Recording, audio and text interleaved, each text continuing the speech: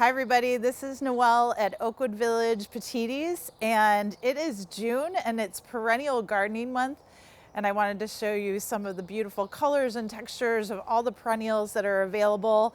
And June's a great time to plant perennials, no problem whatsoever.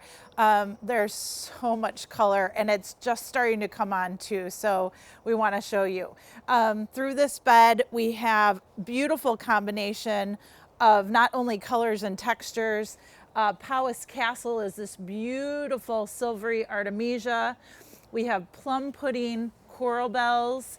This ferny texture is yarrow or echolea, and this is actually sunny seduction. It's going to start popping up just like primrose yellow flowers.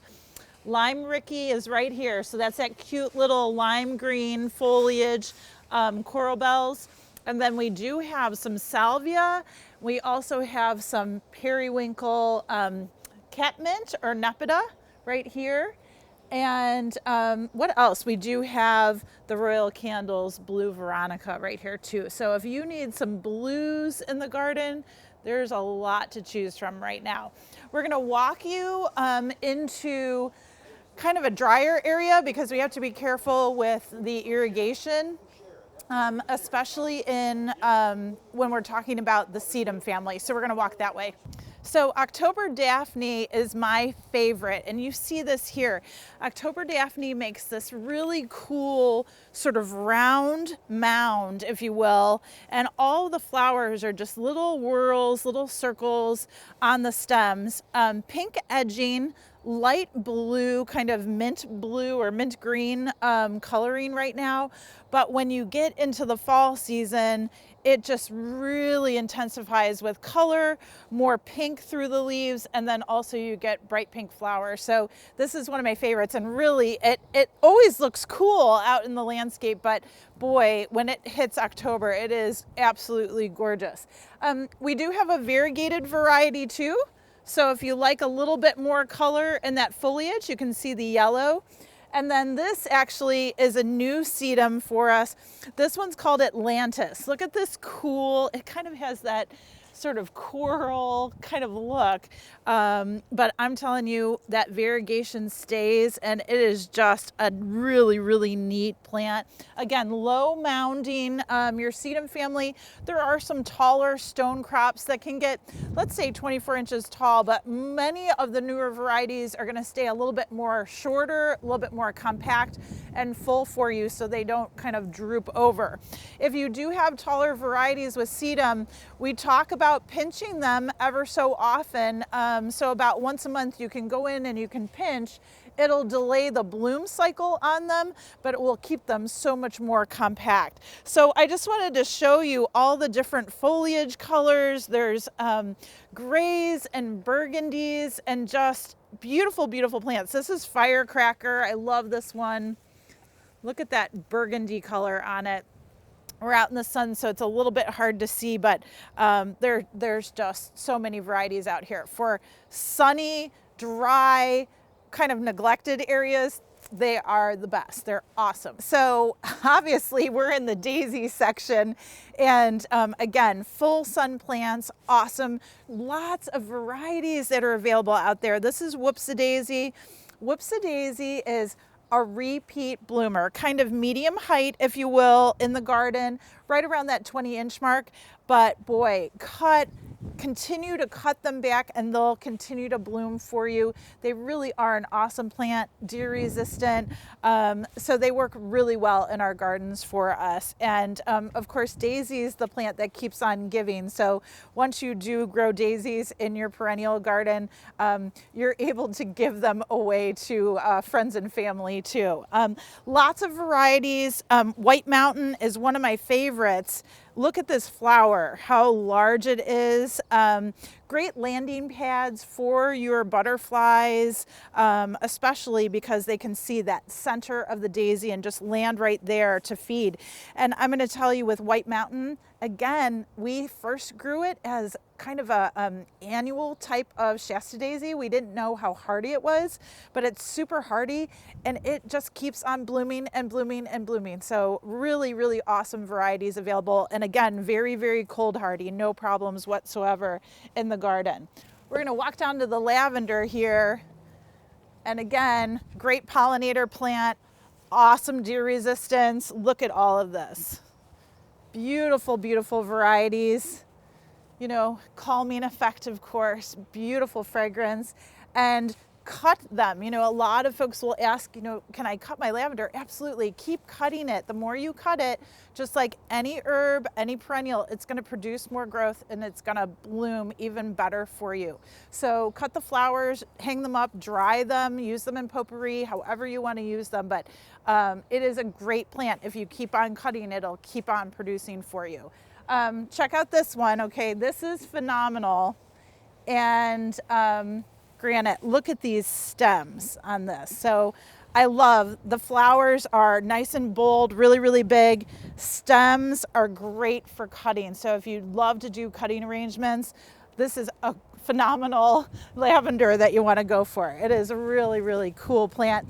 And it kind of blows in the wind too. I kind of like the effect back there too. So ice plant is here, and what's interesting, especially when you have a cloudy morning, is they're going to close for you. So they're kind of like the hardy portulaca, if you will. If you've ever heard of moss rose or portulaca, that's going to be your annual type. Ice plant or Delosperma is your more perennial type. Key here with this plant, keep it dry and well drained. So we're talking, you know, raised up out of our clay wet soil, and they will do fine, but if they are stuck in wet, they will rot out. So just be aware. Lots of beautiful colors, yellows, kind of a coral red here, but beautiful, beautiful plants. They're all just kind of opening up when the sun comes out right now. In June, we get a lot of clematis really coming into full bloom for us. So lots of beautiful colors. Many of the clematis varieties that we grow are from Raymond Evison. I've probably mentioned his name many times before. And his clematis, he has repeat blooming types. So he has bred these to repeat bloom throughout the season. Some produce 2 really heavy bloom cycles, one at the beginning of the season, one towards the, I would say, end of summer. And sometimes the 2 bloom cycles are totally different. They look different, which is amazing. Some of them are continuous kind of repeat bloomers, so they keep on pushing off buds and blooms throughout the season. Some are very compact, so you can put them in containers, let them grow up a small trellis. They make a beautiful centerpiece or thriller in that container. So there's so many varieties, and we're going to show you some of the really beautiful colors. Samaritan Joe is here. She's a little bit smaller flower, but the detail and the color, she almost has like a almost like a tie-dyed effect. The veins and the edges of the petals are just lightly colored, really, really pretty, kind of a watercolor, I guess, lavender. And then look at this one. This is Sara Elizabeth. And this is a hard color to describe. It's almost like mottled with a paintbrush again. Beautiful dark eyelashes and sort of a pinky, peachy, I don't even know, it's the coral. It changes. So it's really a beautiful, beautiful plant. But look at this one, Amethyst Beauty. If you're a fan of that dark eggplant, purple, Amethyst Beauty is going to be the one that you like. Look at that. It's velvety purple. It's so beautiful. Filigree is kind of a new one, and we're getting into the sun, so you'll have a hard time seeing it. But again, just a beautiful sort of, just a touch of lavender here, lighter eye, really, really neat. And I'm going to tell you with clematis, sun, so they always want sun on their foliage and their flowers, and their feet want to be shaded, okay? So if you plant other plants around them to kind of shade their root system, they love that. And honestly, it works out very, very well. With the lighter colors, what we normally recommend is do put them in a little bit more shady spot. It'll keep the color intensity a little bit better.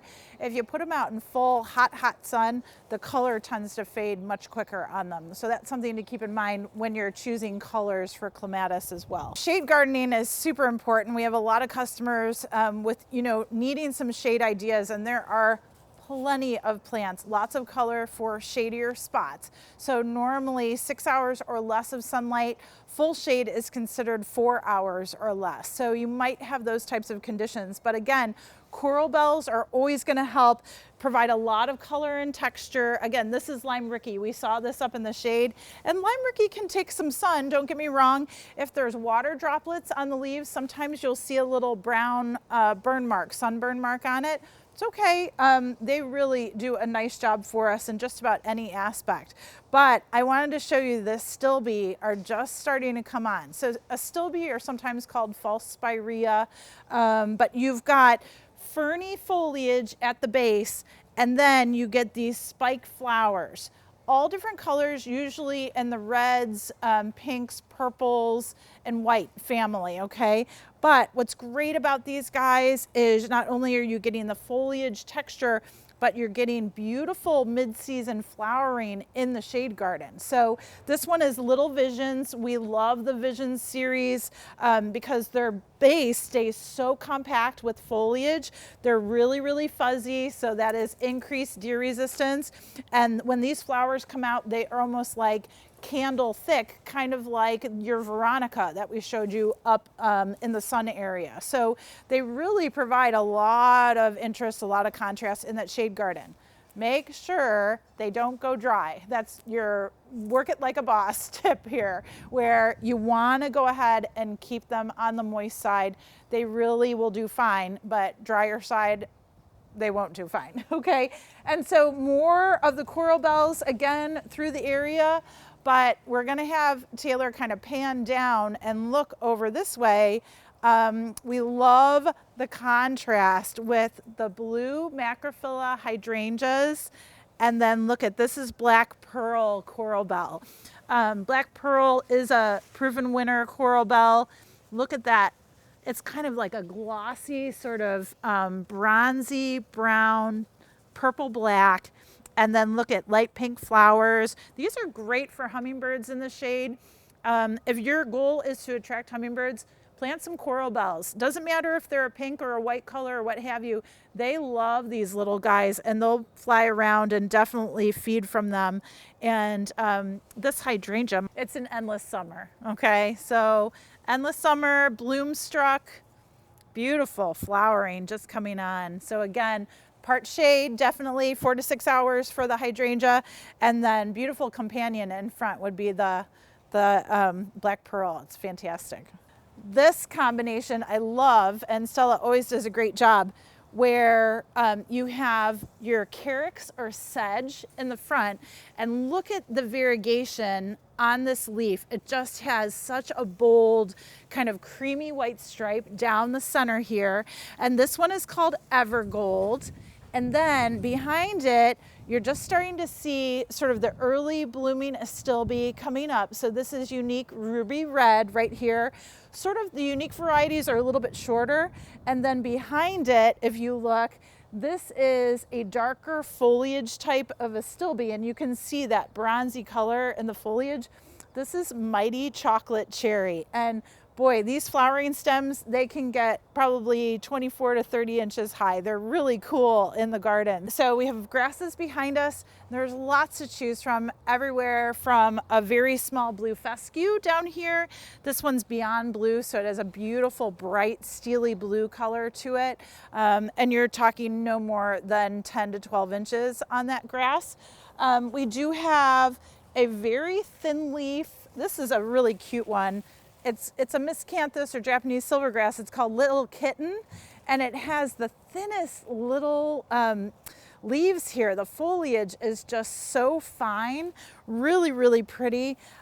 Just green right now with a nice fine little strip, but the texture in the garden is so cool. So Little Kitten, if you're looking for something smaller, probably around the 24-inch mark when it does bloom with its wisp type bloom. So that one's a neat one. So you're gonna see a lot of grasses, and this is Japanese silvergrass, maiden grass. They all have these common names, but this is miscanthus again. And the banding is indicative of a lot of the zebra grasses, porcupine grasses. They have the banding. This one's called Little Zebra. So Little Zebra is going to be probably about gosh, 2/3 shorter than the true tall zebra grass. So tall zebra grass can get 6 foot tall. Little zebra is going to be around the 3 foot mark. Okay. Behind me is a really pretty variegated what we call Calamagrostis or feather reed grass. And you can tell it's one of the earliest blooming types of grasses. Calamagrostis produces these kind of wheat-looking flowers or inflorescence, if you will. But Overdam has a beautiful white variegated stripe to it on the edges of the leaf. And literally, this is the height. So we're talking about maybe 2.5, 3 foot on this grass. So something that blooms a little bit earlier, and obviously with a variegated leaf is going to give you a lot of texture, very upright growth on the feather reed grasses, okay? With all the water that we've had this spring, the hostas came out looking gorgeous. Of course, when there's moisture around, you also might have some problems with some slugs in the garden. So do watch out for slugs, those slimy tracks you'll see on leaves or on the ground. And then you might also see perfectly round holes in the hostas. So do watch out for that, okay? And there's plenty of slug baits out there. We use Slug Magic. It's just iron phosphate. Put it around, make a barrier around the hosta. It works great, okay? But look at all these leaves. And always when you're focusing on hosta, you wanna look at the leaf size, the leaf color, and the texture of the leaves too. So you've got a lot of different texture here, but of course what stands out is sum and substance, that beautiful kind of light green, big, bold leaf. So obviously really big, bold texture there too. Down here we've got Seducer. So this is a pretty sort of yellow green, if you will, down below. And then look at Revolution on the top. So Revolution is sort of a small to medium size, but look at that white sort of variegation, and it sort of looks like it's painted on, which I think is really cool. Over here we have Patriot. Patriot's one of those hostas that you could plant it anywhere in sun or shade, and it's gonna look fantastic for you. So that's an option for those of you that really want a hosta out in the sun. Try Patriot. It's gonna work 9 times out of 10, fantastic. Over here, you can see more of kind of the yellows, the greens, of course, and the changes in variegation. Guacamole, if you're looking for fragrant hosta, this is an awesome one. Beautiful light green foliage, but I'm telling you, single white trumpets that are super fragrant. They are wonderful. And then down below here is Dancing Queen, if anybody wants to get their ABBA albums out. So Dancing Queen, obviously bright yellow chartreuse foliage on this one. And then down here, I'm gonna pick this one up. This is Etched Glass. And just look at the coloration, lots of different green tones, sort of, again, that watercolor sort of edge on it, just so cool. So really, with Perennial Gardening Month, you can't go wrong. You've got plenty of options for the sun, plenty of options for the shade. Keep planting out there. Enjoy.